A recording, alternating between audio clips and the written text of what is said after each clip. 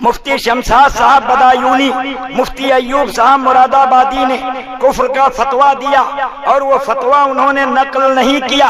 ہم نے آج تک زبان نہیں کھولی، نہ زبان پر یہ لفظ لائے کہ ایسی تحریر لکھنے والا کافر ہے. پھر مسئلہ سن لو، اگر یہ تحریر الیاس کی ہے، اگر یہ کتاب جس کا نام فیضان سنت الیاس عطار کی ہے، اگر یہ جملے الیاس عطار کے ہیں، خدا کی قسم اس صورت میں وہ کافر ہے، مرتد ہے. اور جو اس کے کفر میں شک کرے گا وہ بھی کافر ہوگا، مرتد ہوگا. اس ظالم نے سرخی لگائی، عبارت سن لیجئے، کہتا ہے ہم عید کیوں نہ منائیں. سرخی کیا ہے؟ ہم عید کیوں نہ منائیں. دیکھیے نا، جیسے آپا بول رہی ہو خبیثہ، دیکھیے نا جب کوئی ملک کسی ظالم، معاذ اللہ، پورا مجمع کہے معاذ اللہ، جب کوئی ملک کسی ظالم حکومت کے چنگل سے آزاد ہوتا ہے تو اسی سال، اسی مہینے، اسی دن میں خوشی مناتا ہے. پورا مجمع کہلے معاذ اللہ. رمضان المبارک میں آپ بھوکے رہتے ہیں، پیاسے رہتے ہیں، کس کے حکم سے؟ کس نے آپ پہ فرض کیا؟ اللہ کے حکم سے. اللہ کو ظالم کہنے والا، رمضان المبارک کو ظالم کہنے والا، خدا کی قسم وہ کافر ہے اور مرتد ہے. میرے رب نے فرمایا، آیت کریمہ سن لو، نوٹ کر لو، پھر نہ کہنا کہ ہمیں خبر نہ ہوئی، ہمیں بتایا نہیں. الحمدللہ سیدی سید شباب میاں صاحب قبلہ بظاہر کتنی ہی غربت میں رہے، لیکن جب کربلا میں دین کی حفاظت کی ضرورت پڑی ہے تو کوئی اور نہیں آیا، خاندان رسول آیا تھا، حضور کا خون آیا تھا، میرے آقا کے لختے جگر آئے تھے، نواسہ حبیب کریم آئے تھے. لہذا آج بھی مجھے خوشی ہے کہ اس مسئلے کا بیان میں اس اسٹیج سے کر رہا ہوں. جس جلسے کو سید شباب میاں صاحب قبلہ اور ان کے صاحبزادے داماد ضیاء ملت کالپی شریف کے سجادے مبارک گرامی سجادہ نشین حضرت سیدی سید ضیاء میاں صاحب قبلہ علیہ الرحمہ کے داماد محترم حضرت سید شارق میاں صاحب قبلہ نے اور آپ حضرات کے تعاون نے اس جلسے کا آغاز کیا اور اس جلسے کا اہتمام کیا. میلاد شریف کی محفل رکھی تاکہ وہابی تڑپ جائے، دیوبندی مر جائے، دعوتی دفن ہو جائے، اس لیے کہ یہ میلاد مٹانے آئے ہیں. انہیں کیا پتا مٹتے ہیں، مٹ جائیں گے، مٹ گئے آدھا تیرے، نہ مٹا ہے نہ مٹے گا کبھی چرچا. نعرہ تکبیر، نعرہ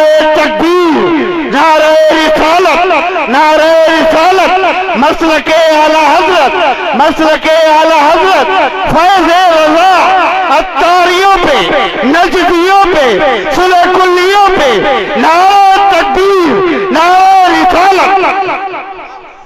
نوٹ کر لو دلالو، اللہ کے اختیار میں ہدایت ہے، ہمارا کام حق پہنچا دینا ہے، یہ بھی اس کا کرم ہے کہ اس نے یہ توفیق دے دی، ورنہ ہم کہاں اس کرم کے قابل تھے. بقول شخص سے میں اس کرم کے کہاں تھا قابل، حضور کی بندہ پروری ہے. سنیے، اس نے لکھا کہ جب کوئی ملک کسی ظالم حکومت کے چنگل سے آزاد ہوتا ہے معاذ اللہ تو اسی ماہ، اسی سال، اسی دن میں جشن مناتا ہے. نیز کوئی طالب علم امتحان میں جب پاس ہوتا ہے تو اس کی خوشی مناتا ہے. رمضان مسلمان پہ فرض ہے، امتحان نہیں ہے۔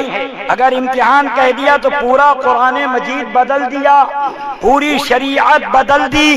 میرے رب نے فرض کیا ہے، امتحان میں نہ بیٹھنا فرض، نہ امتحان دینا ضروری، نہ امتحان کو فرض ماننا ضروری۔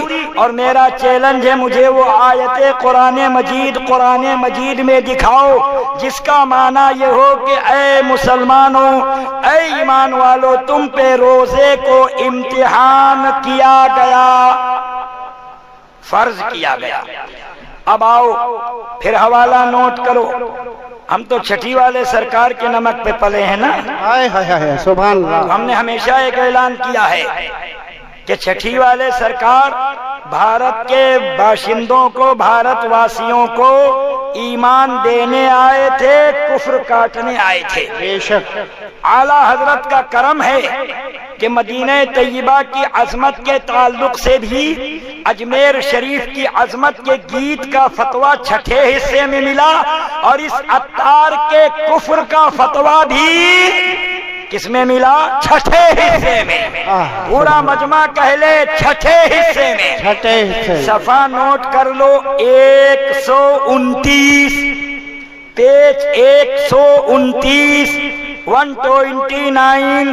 جو ترجمے والا نہیں ہے، کاکوری شریف سے سرکار اعلیٰ حضرت کی بارگاہ میں سوال ہوا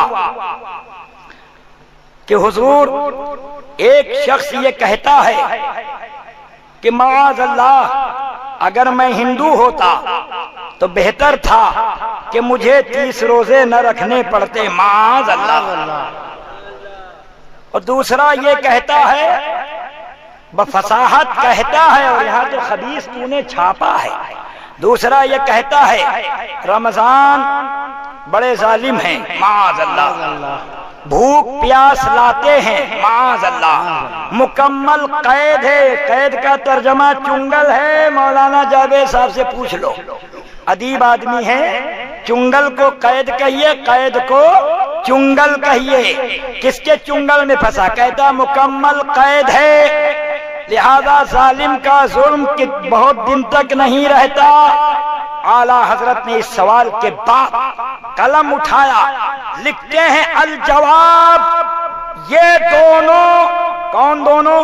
جس نے کہا میں ہندو ہوتا وہ، اور جس نے رمضان شریف کی ظالم کہہ کر، قید کہہ کر بھوک پیاس لاتے ہیں اور یہ ظلم زیادہ دن نہیں چل سکتا، یہ دونوں یقیناً کافر ہیں، مرتد ہیں۔ ہو گیا فیصلہ، اب تو کوئی شک نہیں رہا۔ یہ دونوں کتابیں مفتی اعظم پیلی بھیت کے شہزادے سے میں نے عرض کیا کہ ویسے شاہجہاں پور میں انتظام کر لیا ہے، اجمیر شریف سے لے کے کیا آنا، کتب خانے سے لے چلیے، تاکہ ان کے خباثت کی تحریر بھی قوم کو پڑھ کے سنا دیجئے کہ جو ریکارڈ کرنے والے ہوں ریکارڈ کر لیں۔ فوراً میرے اعلیٰ حضرت کا فتویٰ بھی سن لو تاکہ ریکارڈ کرنے والے ریکارڈ کر لیں۔ اب یہاں سے کسوٹی شروع، پرکھ شروع کیا، اعلیٰ حضرت کا نام جھوٹ بول کے لے رہے تھے یا سچ؟ اعلیٰ حضرت کا نام دھوکہ دینے کے لیے لے رہے تھے یا حقیقت میں؟ اگر حقیقت میں لے رہے ہوں گے تو آج ہی بینر اتار جائے گا، پگڑیاں اتر جائیں گی، سب یہ امیر اہل دعوت الیاس خبیث کو لکھیں گے یہ تیری تحریر یقیناً کفر ہے، اگر تیری تحریر ہے تو تجھے توبہ تحریر کر کے چھپوانا پڑے گی۔ بے شک۔ اور جب تک الیاس کی توبہ اس تحریر پر نہ آ جائے، دعوتیوں کی مکاری سن لو، آنکھ سے کاجل صاف چرا لیں یا وہ چور بلا کے ہیں، تیری گٹھری تاکی ہے اور تو نے نیند نکالی ہے۔ 2006 میں جب اس خباثت بھری ناپاک کتاب کو ان ظالموں دعوتیوں نے چھاپا تو اس میں رمضان ذکر دیا، لیکن بزرگوں نے صحیح کہا جب چور جاتا ہے تو اپنے پاؤں کے نشان چھوڑ جاتا ہے۔ مگر نئے ایڈیشن میں بھی امتحان باقی رکھا اور کہا جب کوئی طالب علم امتحان